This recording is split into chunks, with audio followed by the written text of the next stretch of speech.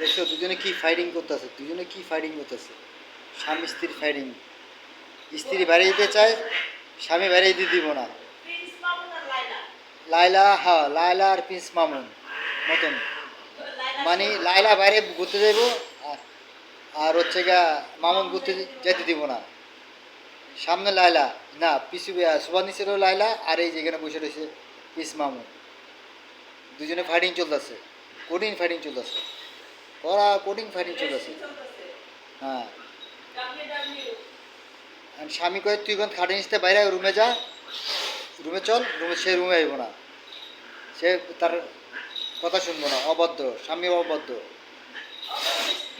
তোমার বউ চলে যেতেছে বাইরে, গেড়ে টাকা রয়েছে, দেখো তোমার বউ চলে যেতেছে। ঘুংরু, ঘুংরু নাচে, ছামাক ছেলে, ও চলে গেছে। আর তুমি, তুমি এখন ভয় নিচে তোর তোর আব্বু, তুমি ভয় পেতেছ? রাগ করে বই রয়েছি, ফাইভ বাইরে দেওয়া হইতেছে না। আসল কথা, স্বামী স্ত্রী বানাইছে কোন স্ত্রী? এই যে স্ত্রী পায়ে হ্যাঁ টিনু, বাবা তুমি বাড়িয়ে দিবা না, না তোমার কথা শোনা না, বউ আবদ্ধ হয়ে গেছে, তার বউর বিচার করবো। তোমার শ্বশুর হইতে লোকজন ডাক দিব, ঠিক আছে টিনু? ডাক দিয়ে বিচার করবো, কেন তোমার কথা শুনে না।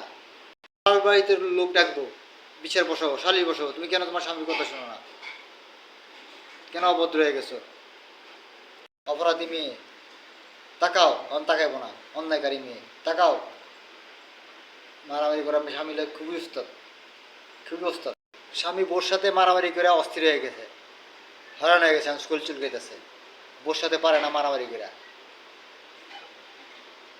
চারি নিচে পোলা রয়েছে বোর ভয়ে, বোর শাসন করতে পারে না। অভদ্র ছেলে আমার, কোন কথাই শুনতেছে না। এই যে অভদ্র মেয়ে, দুষ্ট মেয়ে।